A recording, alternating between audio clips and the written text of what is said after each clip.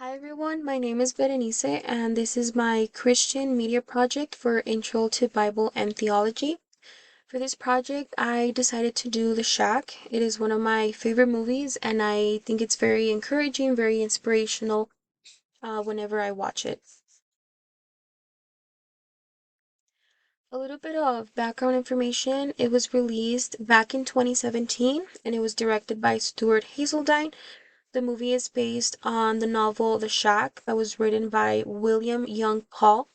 An interesting fact is that Paul actually based his story on his own Christian beliefs, his own Christian walk, and he also included his difficult relationship with his dad growing up, which is something that you see in the life in of the main character of the movie.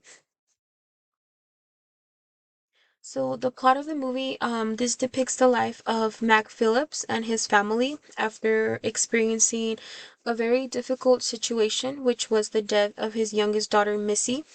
She was kidnapped and eventually she was murdered.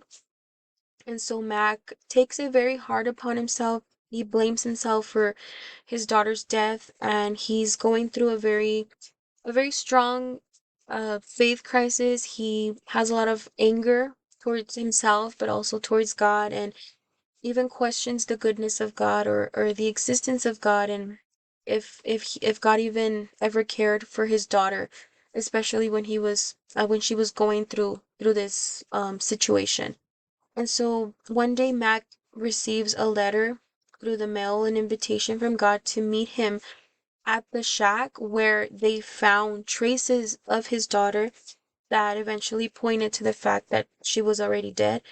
At first, Mac thinks this is a very cruel joke, so he gets very upset and very angry. But after he realizes that nobody could have put that invitation there, he starts to kind of debate on whether going or not until he finally decides on going. And when he does, he encounters three different characters that we see in the movie who represent the Holy Trinity. We have Papa, who it's a name that Mac's wife has for God, who represents God the Father, and then you have Sarayu, who represents the Holy Spirit, and who the person who represents Jesus. When he's there, Mac goes through a series of events that help him confront everything that he was feeling, his anger, his lack of trust, his doubt, and his lack of forgiveness, not just for himself, for his daughter's death, but also for the person who caused that.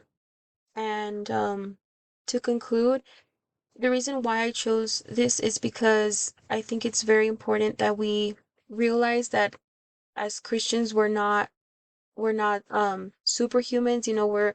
We're still humans that feel, that have pain, that go through sadness, that go through anxiety, like in Mac's case, that go through depression, and they go through that moments of doubt and anger even towards God when uh horrible things happen in our lives that hurt us a lot. And I think this movie kind of says, like, or depict shows Mac asking God, maybe not directly, but asking God, why did this happen to my daughter? Why did you allow it? Why didn't you help her? Why didn't you do something about it? Which I think it's a question that you don't really ask in a church setting, because it doesn't look good as a Christian, because it makes you look like you're doubting, like you're questioning God's um ways of doing things, and all that stuff. So this is why I chose it, because it impacted me in that aspect of going to God with those questions without fear of getting turned away by him. Which I think this is something that you see in the movie. Mac, even though he doubted, even though he was angry and was having a difficult time accepting um of his process of healing and restoration, God was there every step of the way. You see in the movie Papa, who represents God the Father, you see Jesus, you see Sarah, you who represents the Holy Spirit, kind of guide him on that journey of being restored, being healed. which is something that, God does in our lives, and it's something that's important in a Christian's life.